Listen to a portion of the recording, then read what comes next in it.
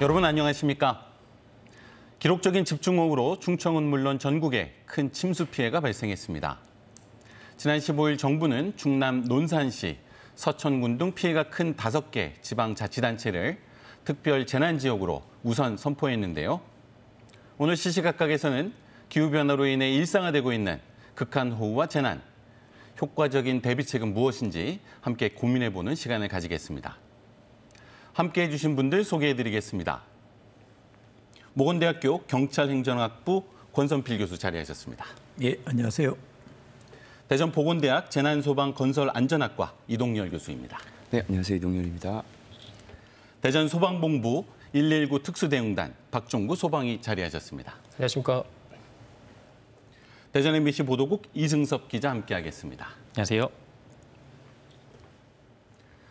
앞서 말씀드린 대로 지난 10일 새벽 충청권에는 기록적인 폭우가 쏟아졌고 곳곳에서 비 피해가 속출했는데요. 먼저 준비한 영상 보시고 본격적인 토론 시작하겠습니다. 지난 10일 새벽 충청권에는 300mm 가까운 물폭탄이 떨어졌습니다. 그날 새벽 논산 시내 한 오피스텔 지하에 빗물이 밀려들고 있다는 신고가 접수됐고 구조가 시작된 지 2시간여 만에 입주민 1명이 숨진 채 발견됐습니다. 계속된 장맛비에 약해진 집안이 무너져 내리면서 서천과 금산에서는 60, 70대 노인 2명이 숨졌습니다. 흙더미가 떠밀려가지고 집하고 같이 아저씨가 가운데로 밀려가지고 거기 매몰되다시피 하신 거지. 대전의 한 마을은 삽시간에 밀려든 물로 송두리째 잠겨 섬처럼 고립됐습니다. 27가구 36명의 주민들은 지붕이나 다락방, 빗산 등으로 대피했다가 4시간 만에 구조됐습니다. 대문을 열어보니까 그냥 진짜 그런 파도 같은 물썰 난 처음 봤어. 저는 그냥 빠져나왔어요, 여기. 극한호우로 도심 하천도 위험 수위에까지 도달했고 하루 통행량이 수천 대에 달하는 대전 유등교는 일부 교각이 내려앉았습니다. 폭우로 하천 지반이 가라앉으면서 교량에까지 영향을 준 건데 이후 통행이 전면 차단돼 출퇴근길 불편이 계속되고 있습니다. 시간당 100mm 안팎의 극한호우가 쏟아진 충청권. 200년 만에 한 번 발생할 만한 기록적인 폭우에 곳곳에서 피해가 속출했습니다.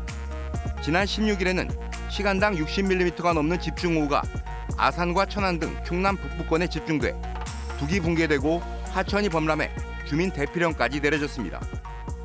또 당진시 읍내동 어시장이 물에 잠겨 점포 수십 곳이 침수됐고 계속된 비에 지역 곳곳에서 산사태와 집안 침하 위험성이 높아지고 있습니다.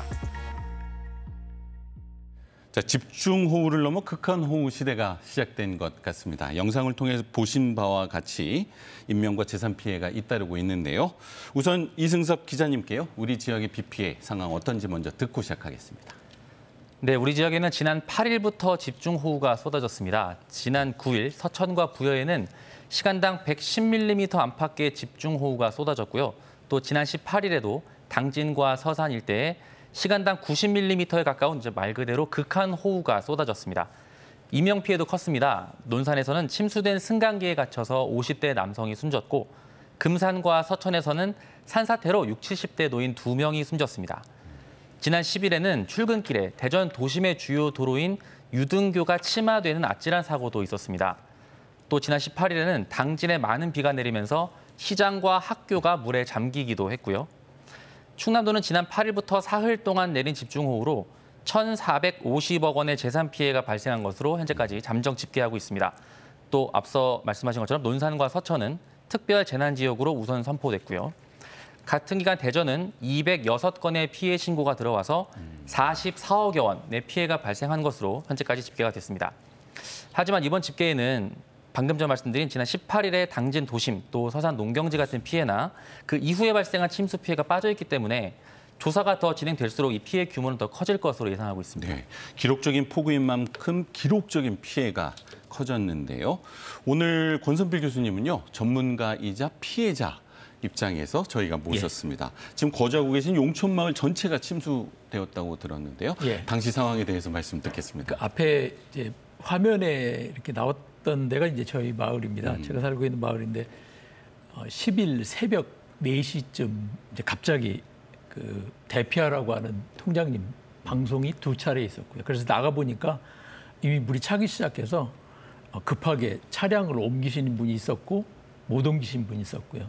또 그 사이에 어르신들 몇 분이 집에 고립돼 있다는 얘기가 이제 알려져가지고 그 어르신 구하려고 이제 마을 사람들이 같이 힘을 합쳐서 뭐 저도 이제 같이 힘을 합쳐서 구하고 나서 이제 고립된 상태에서 1시간 이상 지나갔던 것 같습니다. 이제 그러고 나서 119 구조대에서 이제 보트가 와가지고 아까 보시던 장면 보트 타고서 마을 바깥으로 나간 다음에 그 다음에 이제 대피소로 이동해가지고 아직까지 대피소에 계십니다. 그래서 사실 피해가 마을 전체가 침수되는 것뿐만 아니라 현재 생활의 근거지 자체를 다 잃어버렸죠. 네. 지금 대피소에서 전체 생활하고 계시고 일부 아직 전기 안전 점검을 하고 있어서 전기가 아직 안 들어왔고요. 네. 전기가 들어오고 나서도 이제 생활 여건을 만들어야 된다 보니까 아마 며칠 더 걸려서 그때가 돼야 이제 다시 옮기실 수 있을 것 같은데 뭐 그것도 가능한 분이 있고 또 가능하지 않은 분들도 있어서 집이 좀 안전진단 오래된 흙담으로 된 집들은 또 시간이 더 걸릴 거라고 하더라고요. 그래서 이게 언제 마을 전체가 회복될지는 예측 불가능한 것 같습니다. 현재로는 뭐 2달, 3달 최소한 걸려야 될 것 같다 이렇게 말씀하시더라고요. 그렇군요. 큰 피해를 입으신 것 같습니다. 박종구 소방이께서는 직접 구조 현장에 계셨는데요. 긴박했던 현장의 상황 들어볼 수 있을 것 같습니다. 현장 도착 당시에는 용천동 마을 전체가 침수된 상황이었고 소방 차량도 진입이 불가할 정도로 완전히 침수된 상태였습니다.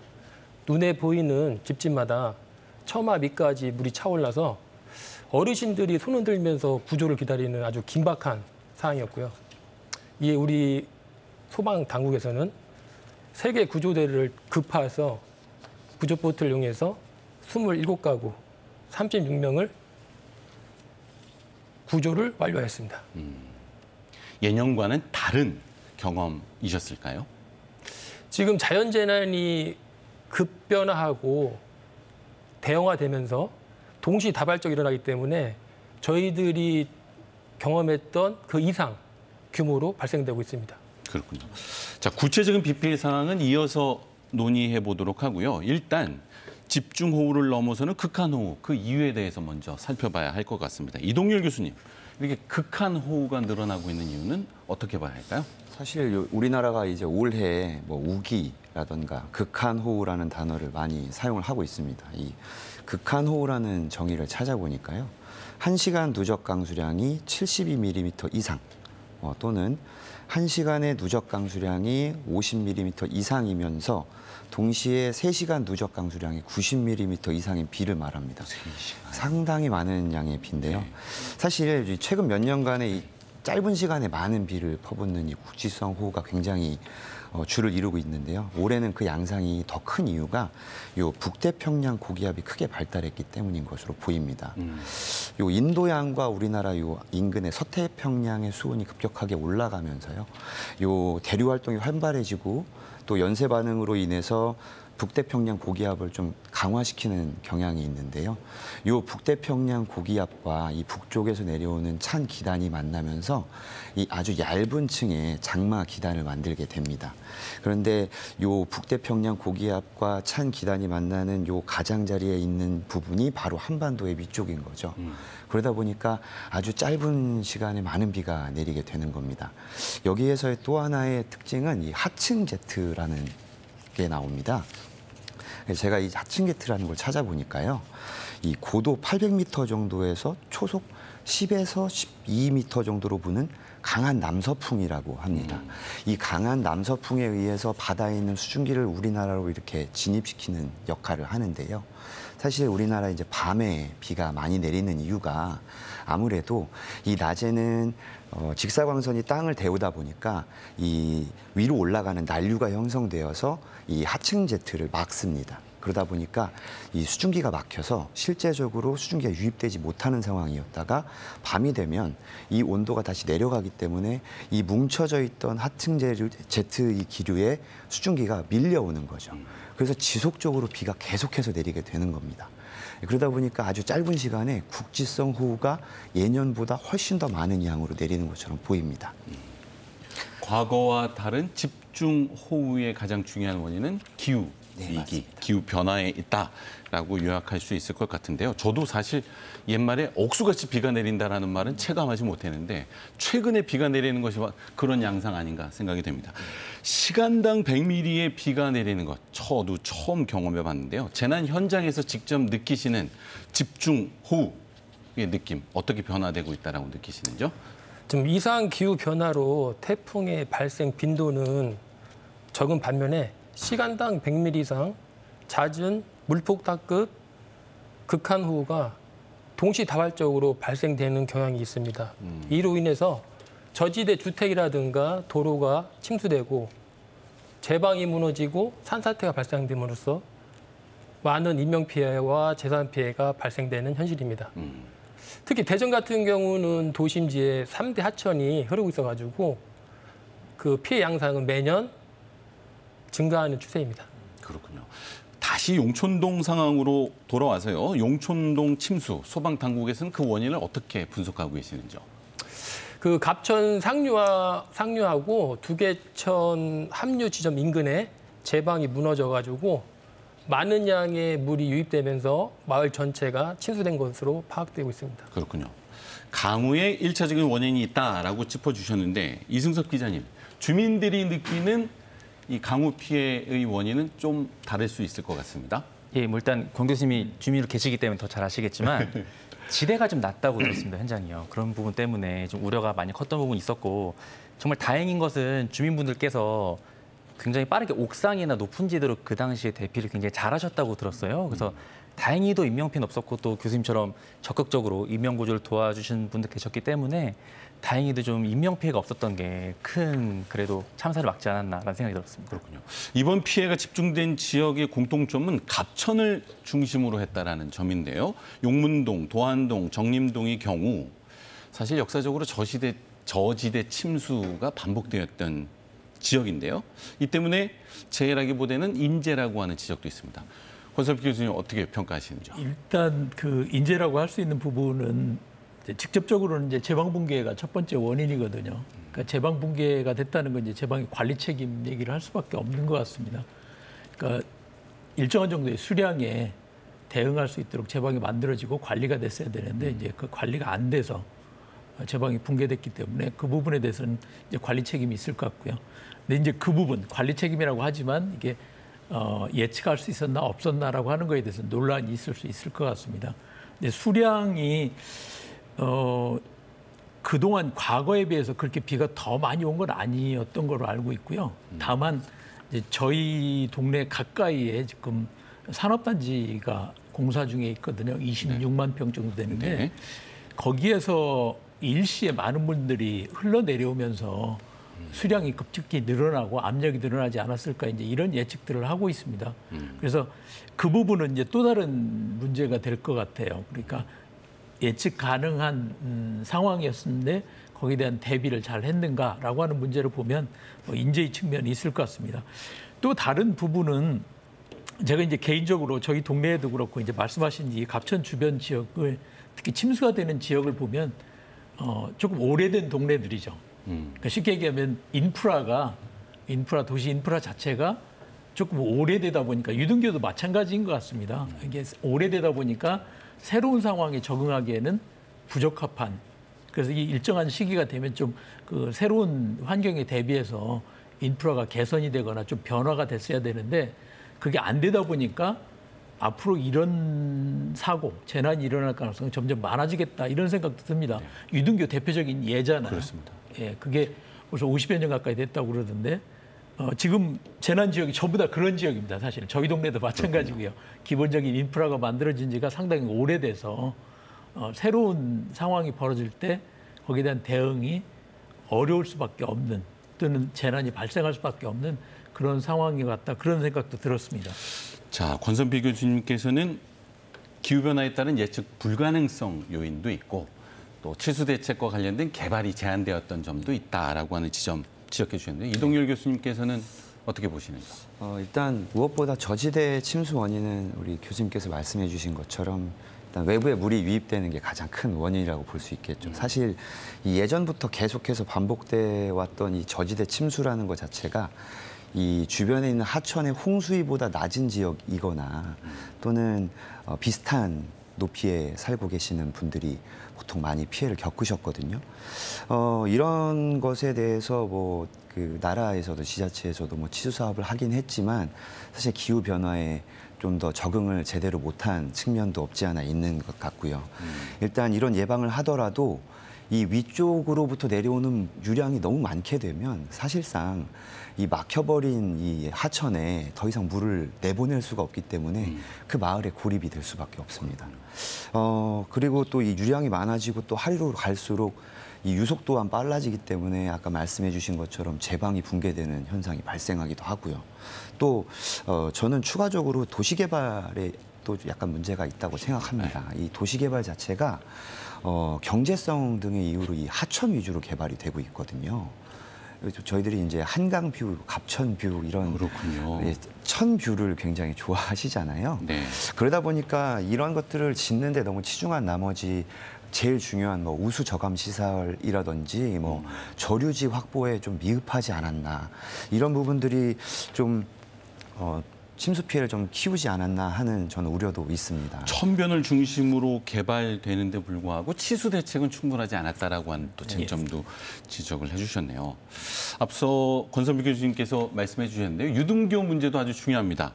자, 왕복 8차선 다리가 V자로 꺾여 있는데요. 통행이 금지되면서 교통 부분에 있어서도 많은 부담을 주고 있는데 어떤 대책이 마련되고 있는지 이승석 기자님께 들어보겠습니다.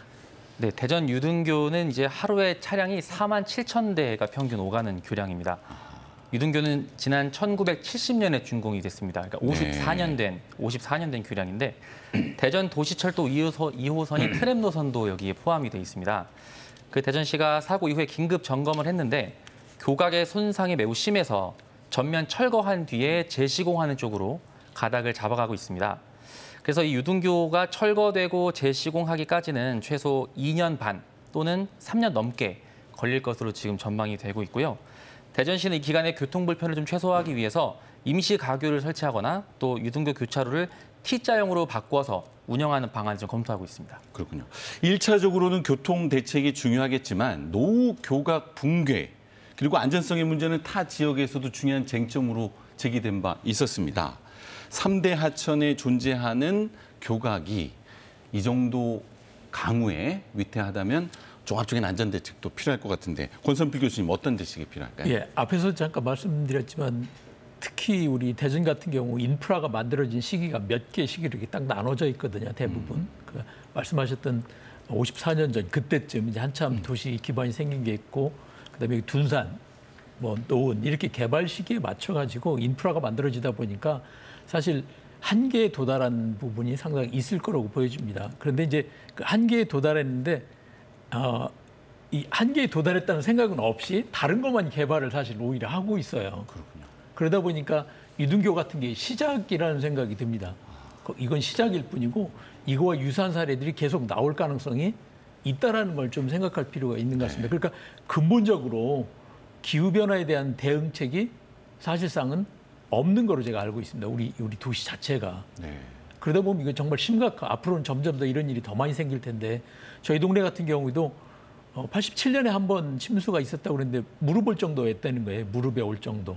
그리고 그 이전에는 일제강점기 때 한두 차례 있었다고 하거든요. 네. 그런데 그때도 그렇게 큰 침수가 아니고 오히려 제방만 쓸려나가는 정도였지 동네가 침수되지는 않았다고 하더라고요. 그러면 이건 아주 유일한 현상이 새로 나타났다라고 하는 거는 변화가 시작됐다라는 징조로 볼 수 있거든요. 네. 그래서 이 부분 저는 근본적으로 도시 기반에 대해서 한번 다시 점검해 봐야 될 때다. 장기적인 관점에서 전체적으로 보지 않으면 계속 이런 사태가 발생할 가능성이 높다. 이런 생각을 하게 됐습니다. 기후위기에 대응하는 전반적인 안전대책이 필요하다 지적해 주셨는데 이동일 교수님, 50년 된 교각이면 이거 노후교각이라고 할 수 있을까요? 관리 상태에 따라 다를 것 같은데요. 네. 제가 오늘 이 프로그램 때문에 대전, 세종, 충남에 몇 개의 교량이 있는지 한번 찾아봤습니다. 네. 3,900여 개에 가까운 네. 교량이 있습니다. 대전, 세종, 충남에만은요. 이 3,900개에 대한 전수조사는 좀 어려워서 제가 대전시에 존재하는 490개의 교량을 한번 분석을 해봤어요. 네. 완공된 지 얼마나 되었는지 공용연수라는 걸로 한번 제가 분석을 해보니까 20에서 30년 된 교량이 한 190여 개 정도, 네. 전체의 39%입니다. 네. 가장 많았고 10년에서 20년 된 교량이 120여 개소, 그리고 30에서 40년 된 교량이 약 90여 개소 정도로 파악이 네. 되고 있습니다.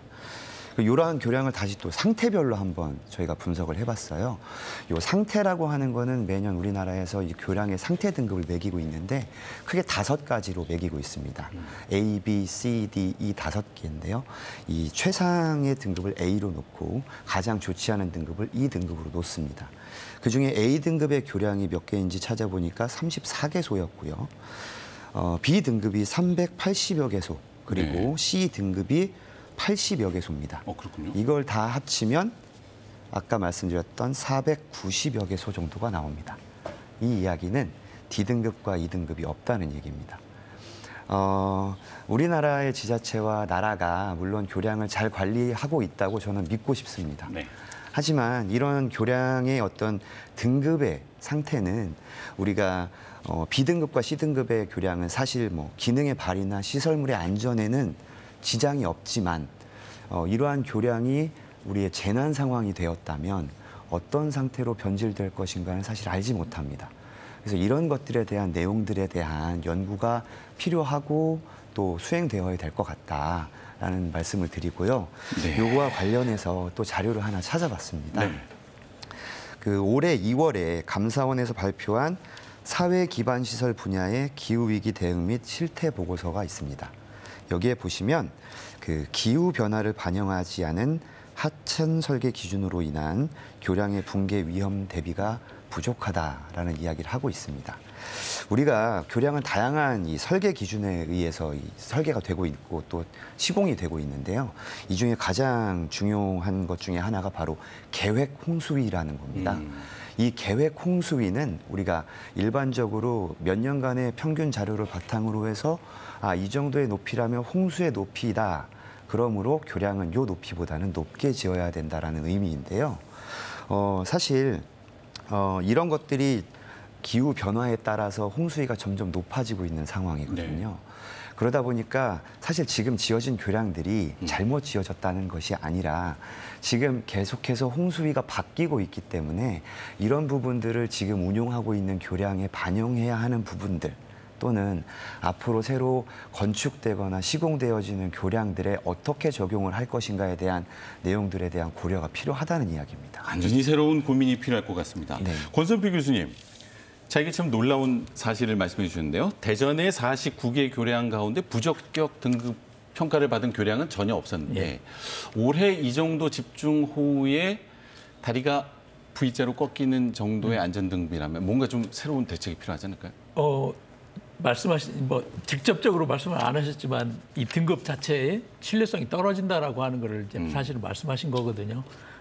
증거가 나왔으니까요. 객관적으로 등급 이 C등급도 안 되는 상태가 벌어졌다는 건데 여기도 이제 두 가지 측면이 있는 것 같습니다. 하나는 앞에 저도 계속 이야기했지만 기후변화라고 하는 새로운 상황을 고려하지 않은 과거의 기준 가지고 하기 때문에라고 하는 거 한 가지 들을 수 있을 것 같고요.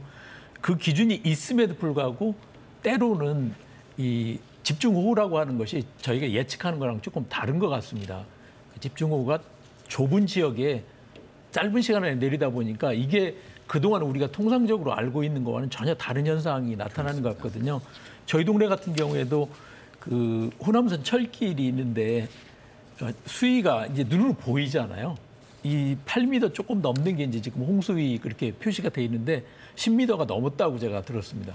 그러니까 저희 동네의 경우에도 그동안 유례가 없던 이 홍수위로 올라갔던 현상이 벌어진 거라 그동안 우리가 알고 있던 어떤 대응 방식 또 기준 같은 것이 현실적으로 지금 안 맞는 것 같다라는 것이 현재 벌어지고 있는 상황인 것 같습니다. 그렇습니다. 재난대책 안전기준 모두 과거와 달리 혁신적인 변화가 필요하다. 공통적으로 지적해 주셨습니다. 추가적으로 네, 말씀드리고 싶은 게 이제 저희가 아까 등급 이야기를 했잖아요. 네. 사실 이 등급은 우리가 안정적인 기상 상황에서는 저희가 안전하게 이용할 수 있는 상태예요. 그러니까 뭐 아주 신뢰성이 없다라고 할 수는 없겠지만 그래도 사실 사고가 났기 때문에 어느 정도 신뢰성을 보장하지 못하는 측면도 그렇습니다. 있습니다. 네. 그래서 사실 이 점검이 되게 중요할 것 같은데 사실 이 교량의 자체 안전성보다는 사실 외부 요인에 의해서 교량이 파손되는 경우가 굉장히 많습니다. 예를 들면 교량을 이렇게 넘어가는 우리가 원류라고 부르는 현상에 네. 의해서 교량이 파괴되거나 또는 이 상부 표면에 물이 고이면서 아스팔트가 파괴되는 현상들. 예, 그리고 이게 하부 구조로 가게 되면은 이 너무 늘어난 물에 의해서 그 교량 상부를 받치고 있는 이 교각의 단면적이 압력을 받아서 부서지는 경우가 있습니다. 네. 그리고 가장 중요한 것 중에 하나는 저희가 이제 전문 용어로 새굴이라고 부르는 현상인데요. 이 새굴이라는 게 뭐냐면 이 어떤 흐름에 의해서 교대나 교각 아래 부분에 있는 재료나 표층의 토사가 쓸려서 나가는 겁니다. 그러니까 파이는 현상이죠. 파이다 보니까 상부에 있는 구조물의 하중을 제대로 못 버티게 되는 현상들이 발생이 되는 겁니다. 한강 같은 경우에도 예전에 안전점검을 했을 때 둥둥 떠 있다는 그런 소문도 있을 정도로 새굴이 굉장히 위험한 상황이거든요. 네. 특히나 지금같이 집중호우가 반복되고 홍수나 뭐 침수가 반복되게 되면 이런 새굴이 반복되고 또 이 하층 저부에 있는 이 재료나 표토를 깎아내려가기 때문에 유등교 같이 이렇게 V자로 꺾이는 현상들이 충분히 일어날 수 있다는 그런 추가적인 말씀을 드립니다. 사회 기반 시설에 대한 안전 기준이 사실 평시 기준이지 이 재난 시의 기준이 아니기 때문에 일종의 재난 스트레스 기준이랄까요? 이런 안전 기준도 재정립돼야 될 필요가 있다라고 아주 중요한 말씀해 주신 것 같습니다. 맞습니다. 권선필 교수님, 자, 이 피해 복구 어떻게 해야 될지도 중요한 쟁점인데요. 논산, 부여뿐만 아니라 금산은 특별 재난지구로 지정되지 않았지만 이 피해가 큰 지역입니다. 이거 어떻게 지원해야 될까요? 작년 사실 저희 동네가 작년에는 산불을 겪었거든요. 다 아시는 장태산 산불을 네. 겪으면서도 마찬가지 느꼈는데 그때 산불을 겪고 나서 저희가 마을 대학을 하면서 재난 대응 어떻게 할 건가라고 하는 강의를 이렇게 들은 적이 있습니다. 그때 이제 하시는 말씀이 정부가 하는 거에는 한계가 있다는 얘기를 계속 하더라고요. 뭐 골든타임도 마찬가지고 아까 이제 말씀하셨는데 저희의 입장에서도 동네 밖의 제 방에 전부 와 계신 거예요. 이쪽이 다 고립돼 있는데 그리고 동네 어르신들 구해야 되는데 못 오시니까 손쓸 수 없는 그런 상황이 눈앞에서 벌어지고 있었거든요. 그래서 이제 저랑 몇 분이 가서 직접 구하는 일을 참여하게 된 건데 그래서 정부의 역할에 어느 정도 할 건지 특히 이 부분도 119가 저희 동네까지 오는데 걸린 시간이 있거든요. 그러니까 각 지역마다 동네마다 사실은 우리가 정부를 얼마큼 의존할 건지 지자체, 국가 또 마을 주민끼리 얼마나 이 대응력을 가질 건지에 대한 종합적인 고민이 필요하겠다는 생각을 했습니다. 특히 정부의 어떤 지원만 의존하고서는 지금 복구 단계에서도 한계가 이미 드러났어요. 네. 예. 모든 집을 공평하게 해줄 수는 없거든요. 상황이 다 다르니까. 그리고 정부가 해줄 수 있는 건 일정 선까지만 하고 그다음에는 주민들 스스로 하거나 민간의 역량으로 해결할 수밖에 없는 그런 상황이 지금 진행되고 있는 걸 보면서 우리가 이 재난 대응에 관련해 가지고는 정말 같이 주민들과 정부, 지자체가 함께 이걸 생각해보고 시나리오도 만들어보고 해야 되겠다는 생각을 절실하게 했습니다. 그렇군요. 정부만 의존해 갖고는 절대 문제가 해결될 수가 없어요. 네. 이게 지점 정부가 잘못했다는 뜻이 아닙니다. 중요한 아무리 하려고 해도 해주신 것 같습니다. 아무리 하려고 해도 한계가 있거든요. 그러니까 오셔서도 한계가 있더라고요. 역할이 있고 장비가 없는 상황에서 목숨이 위험한 상태에 도울 수는 없잖아요. 그렇습니다. 그러니까 보트가 오는데 또 시간이 걸리더라고요. 그러니까 제가 집에 있는 구명보트 갖고 나갈 수밖에 없었던 게 가까이 있는 걸 우선 쓰는 게 더 효과적이니까요. 그래서 이런 부분에 대해서 함께 고민하는 게 필요하다는 생각을 절실하게 했습니다. 재난도 새로운 차원으로 변화되고 있는 만큼 재난 대응, 재난 복구도 관 의존해서 지역 공동체, 시민의 역할도 새롭게 모색할 필요가 있다. 아주 중요한 말씀 해주신 것 같습니다. 자, 침수 사고 하면 작년 오송 지하 차도 사고 이거 잊을 수 없는 재난이라고 생각이 됩니다. 자, 지하차도와 제방에 대한 안전대책 어떤 것들이 필요한지 이동열 소방이께 들어보겠습니다. 박종구 소방이께 들어보겠습니다. 죄송합니다. 지금 말씀하신 것처럼 구조활동에서 제일 중요한 거는 골든타임이거든요.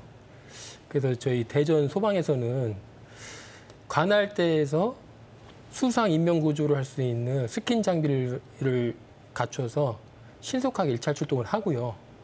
저희 119 특수 대응단에서는 만약에 사고를 대비해서 잠수를 할 수 있을 장비를 챙기고 구조 보트를 이용해서 2차 동시 출동을 하고 있습니다.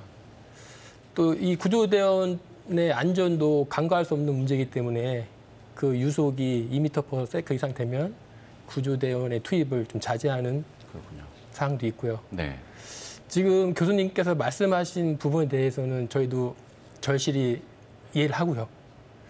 이 사고는 매번 반복되어 발생되고 있는데 이재민에 대한 수습 부분을 사후가 아닌 사전에 미리 대피를 시킨다던가 이런 방법으로 하는 것도 한번 생각해 볼 부분이라고 생각합니다.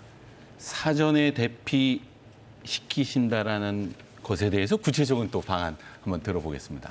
지금 이재민 시설을 각 시군 구청에서 운영을 하는데 그 시설을 보시면 그 사고 이후에 이재민 시설이에요. 그걸 구축하기 전에 우리가 호우 경보라든가 주의보 발령됐을 경우에 상습 침수 구역을 예상할 수 있잖아요. 그 이재민들을 미리 대피시키면 아무래도 효과적이지 않을까라는. 사전 대피, 사전 대책도 중요하다 말씀을 해주셨습니다. 다시 이동열 교수님께 왔는데요. 네.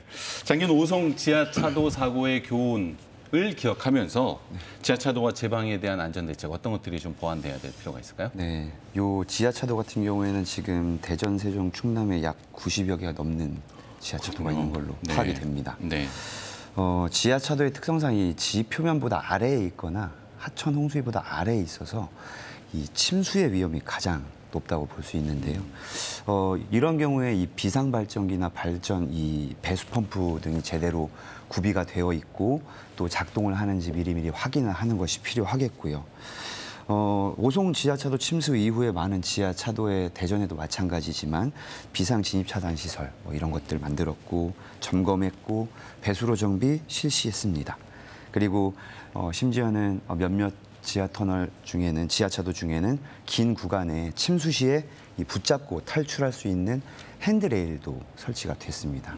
그런데 이 핸드레일의 설치에 있어서 운용 방법이나 설치 위치 등의 실효성에 대해서는 좀 아직 좀 논쟁거리로 남아 있는 듯합니다. 네, 이 부분은 추후에 좀 보완을 해서 좀 더 완벽한 안전 시설로 거듭났으면 좋겠고요. 일단 가장 중요한 건 침수가 되지 않도록 미리미리 준비하는 게 가장 중요할 것 같고요.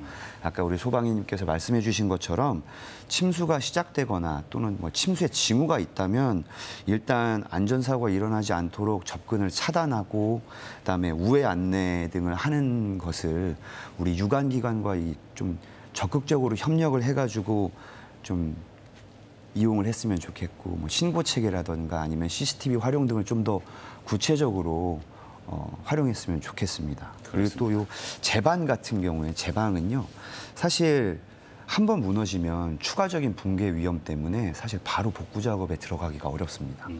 사실 초동 조치 말고는 할 수 있는 작업이 없어요. 그러다 보니까 이 제방의 유실이 일어났을 무렵에 비가 그친다면 만약에 안전하다는 가정하에 빨리 좀 보완 작업을 수행을 해야 될 것 같고요. 그리고 기존에 만약에 유실되거나 붕괴되었던 제방이 있다면 이 부분에 대해서 보완 작업이 확실하게 이루어졌는지 좀 확인을 하고 또 지속적으로 모니터링을 통해서 이 침수나 또 이 제방 붕괴가 다시 일어나지 않도록 확인하는 게 필요할 것 같습니다. 아까 교수님께서 말씀해 주셨는데 22년도에 그 산사태가 났던 논산 부여 지역도 1년, 2년이 지나도록 아직 복구가 안 되고 있는 걸로 알고 있습니다. 그런 부분들이 사실 나라의 잘못이라기보다 너무 광범위한 지역에 너무 많은 피해를 입다 보니까 한정된 예산 안에서 이 선별적으로 투입될 수밖에 없는 그런 좀 너무 안타까운 현실이죠. 그래서 이런 부분들이 좀 반복되지 않도록 사전에 좀 미연에 방지하는 어떤 그런 대책들을 좀 효과적으로 수립하는 게 좋겠다 말씀드립니다. 그렇군요.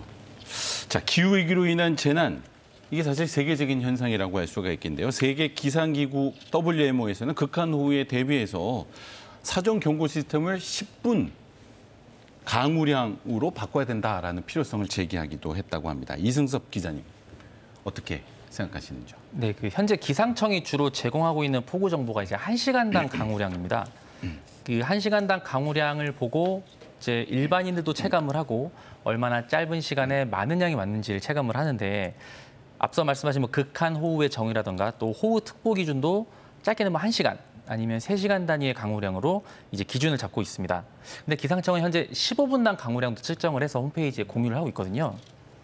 물론 이제 10분당 강우량, 세계 기상기구가 권고하는 10분당 강우량의 경고 시스템도 물론 효과적일 수 있을 것 같습니다. 근데 하지만 더 중요한 거는 앞서 여러 번 언급됐지만 우리나라의 장마나 여름철 호우의 상황이 굉장히 많이 바뀌어 있거든요.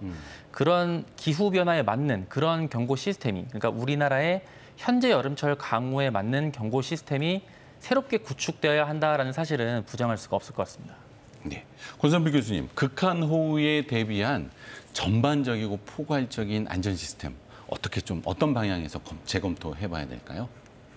패러다임 자체를 바꾸는 거 확실히 중요한 것 같습니다. 지금 방금도 말씀하셨지만 그 15분이나 10분 이 측정 단위도 짧게 하자 이런 말씀도 하셨는데, 저희 동네 같은 경우에도 사실 통장님이 경고 방송을 하신 거거든요. 2번이나 하고 다 나와서 막 구하고 있는 사이에 이제 서구청에서 하는 재난 방송이 그 다음에 나왔어요.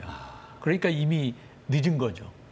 그러니까 이게 시스템적으로 전체적으로 할 수 있는 것도 가능한 부분 최대한 이제 바꾸는 것도 필요하겠고, 계속 반복해서 말씀드리지만은 커뮤니티 단위의 대응책이 지금은 정말 필요한 것 같습니다. 네. 동네 단위로. 산불 경우도 마찬가지였거든요. 소방일가 계속 저희 동네에 왔었는데 홍성에서 불이 또 나가지고 집들이 타기 시작한다고 그러고, 그다음에 인왕산에 불이 나니까 다 그쪽으로 가버렸어요. 소방 헬기가.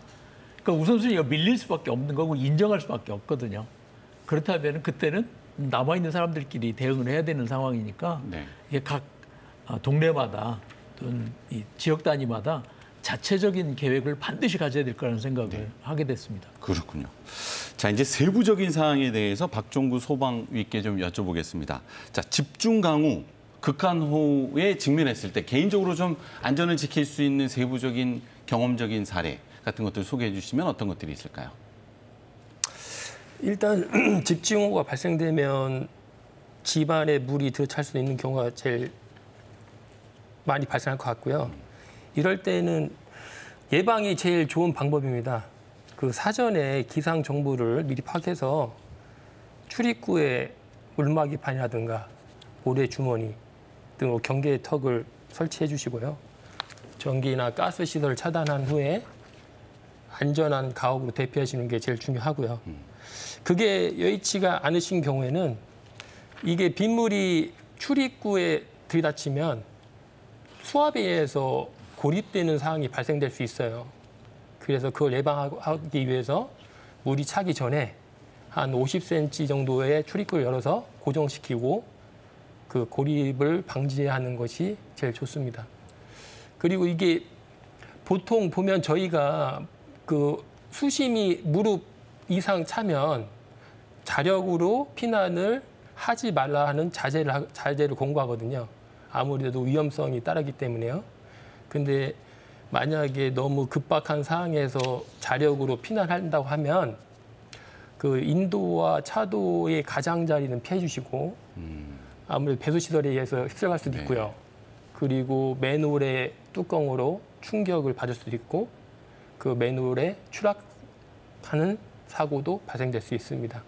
그런 걸 인지해 주시고 되도록이면 안전이 확보되지 않는다고 하면 119에 신고해 주시고 구조를 기다려 주시는 게 가장 안전한 방법입니다. 그렇군요. 자, 운행 중 침수 지역을 지나게 되었을 때의 바람직한 대처 방향에 대해서 한 가지 더 여쭙겠습니다.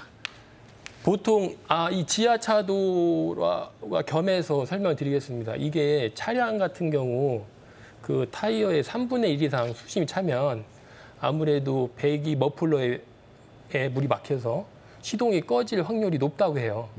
그러면은 오도 가도 못하고 거의 고립되는 사고를 당할 수 있고요.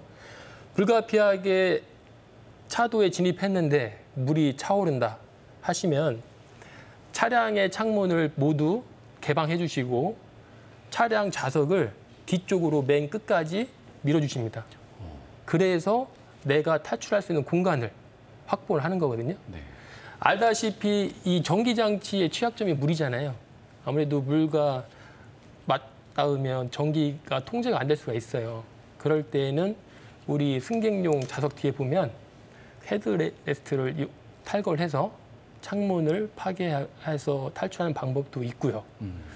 그리고 그것도 불가능하게 됐다 하면 차량 밖에 수위가 내 어깨선까지 차 올라와야 수압이 평형으로 차량문 개방이 가능하거든요. 그 전에는 투압대에 밀려서 차량을 개방할 수가 없습니다. 어깨선까지 기다렸다가 차량문을 개방한 후에 차량 지붕으로 올라가서 구조를 기다리시는 게 제일 현명한 선택이십니다. 아주 실질적인 위기 대응 방법에 대해서 설명을 해주신 것 같습니다. 자, 이동열 교수님. 자, 토양이 많은 물을 머금으로써 산사태 위험도 고조되고 있다고 합니다. 자, 산사태를 미리 알 수 있는 징후들, 그리고 이런 징후를 발견했을 때 어떻게 대처해야 될까요? 사실 이 산사태에 대한 징후는 저희 소방관님께서 더 잘 알고 계실 것 같기도 하고요.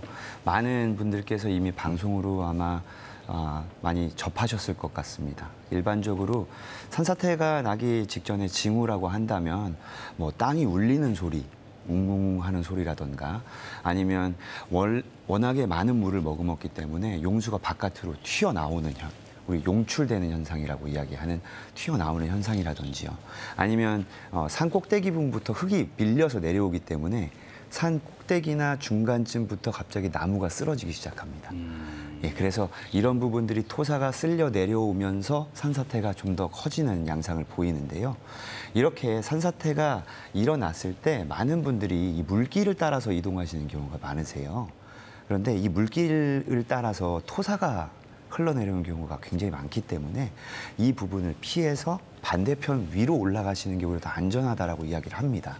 왜냐하면 아래쪽으로 내려갈수록 위쪽에 있는 토사가 더 많이 내려오기 때문에 오히려 위쪽이 더 안전하다고 합니다. 그래서 산사태 위험 경보를 지금 하고 있거든요. 많은 부분에서 뭐 재난 문자라든지 이런 부분에서 알리고 있기 때문에 이런 문자를 받으시면 즉각 그 자리에서 대피하시는 게 가장 좋겠다 말씀드립니다. 감사합니다.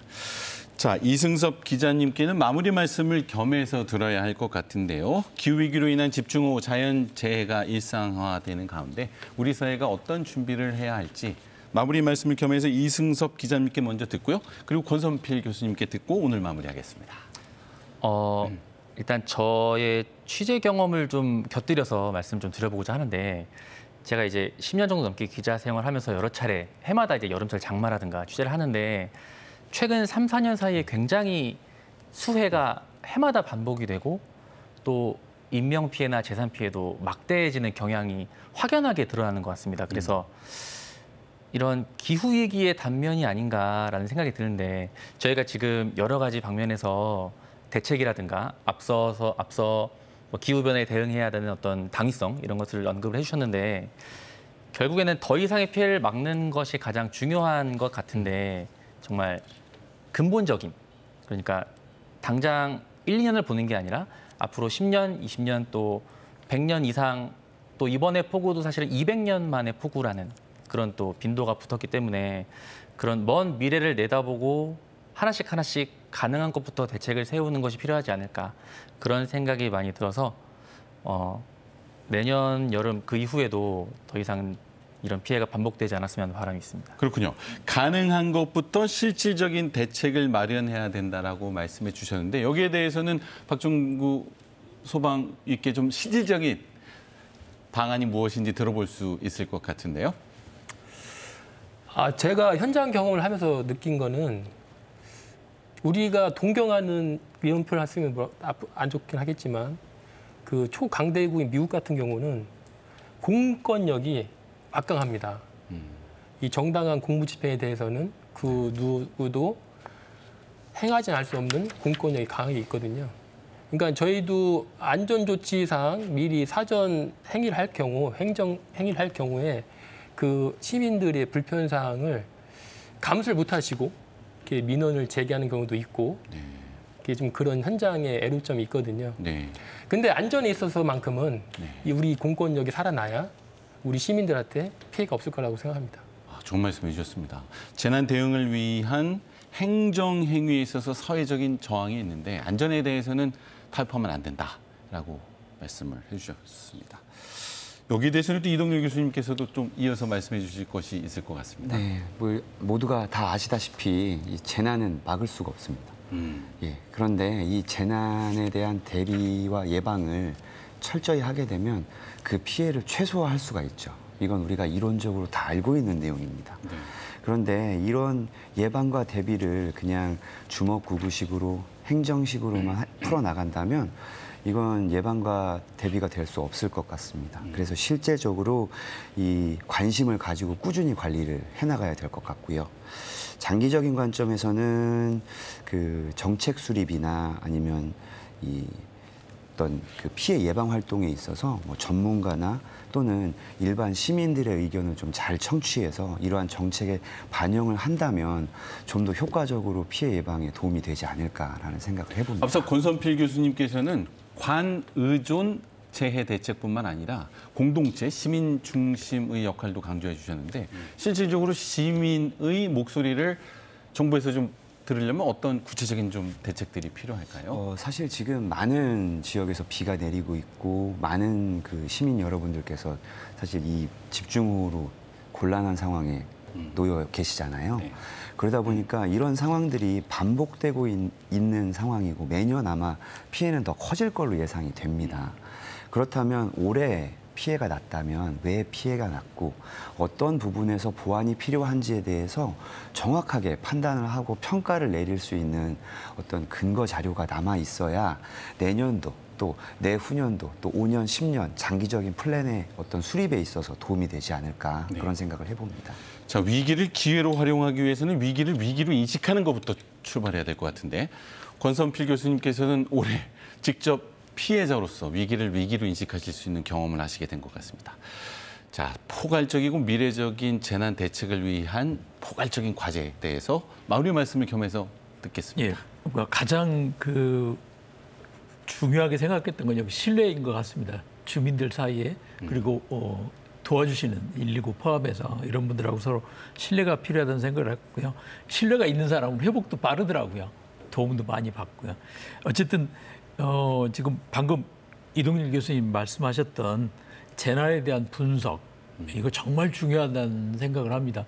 그 작년 산불을 경험하고 나서 저희가 충분히 학습을 못했던 것 같아요. 이번에 대응을 하는 걸 보면서 옛날에는 이제 전쟁에 대비해서 민방위 훈련을 했는데 지금은 정말 재난을 대비해서 진짜 민방위 훈련을 동네마다 해야 되겠다. 그리고 그 과정에 뭐 시나리오에 따라서 무엇이 필요한지 어떤 식으로 서로 협력할 건지라고 하는 것을 미리 연습하면은 그만큼 피해가 줄어들 것 같다는 생각을 했습니다. 신뢰도 높아지는 것뿐만 아니라요. 그래서 이 부분이 행정이나 정부에 대한 의존을 하지 말자는 얘기가 아니고요. 그건 그대로 하더라도 더 많이 요구해야 되겠지만 정책의 패러다임도 바뀌는 것이 필요하겠지만 일상적으로 시민들 자체도 지금 빨리 사고의 전환이 지금은 재난 시대이고 서로 도와야만 생존, 지속 가능성이 생길 수 있다라고 하는 생각이 전환이 필요한 것 같습니다. 절실히 느꼈습니다. 지금도 느끼고 있고요. 네. 직접 도와주시지 않으면 그러니까 행정에서 도와주는 것에 한계가 있기 때문에 이웃이 또는 가까이 있는 주민들이 도와주지 않으면 회복 불가능한 상태로 갈 수밖에 없더라고요. 시간이 가면 갈수록. 네, 그렇습니다. 그래서 결국은 마을을 포기하고 떠나야 되겠다라고 얘기하시는 분들도 이야기를 듣거든요. 네. 도저히 여기 더 살 수가 없으니까요. 그런 상황이 벌어지지 않으려면 서로 도우면서 재난을 대비하는 것뿐만 아니라 재난을 극복하는 것도 함께 해야 되겠다 그런 생각하게 됐습니다. 네, 감사합니다. 자, 200년 만에 처음이라는 극한 호우의 피해. 1차적으로 천재이겠지만 매년 반복된다면 인재라고 하는 비난에서 자유로울 수 없을 것 같습니다. 극한호우와 재난이 일상화된 시대, 과거의 인식, 정책, 매뉴얼을 뛰어넘어 적극적인 예방과 피해 최소화를 위한 전환적인 대책이 관과 정부와 지방자치단체와 그리고 시민 협력적으로 수립되어야 한다는 말씀 나누었습니다. 대전 MBC 시시각각 오늘은 여기까지입니다. 함께해 주신 시청자 여러분 감사합니다.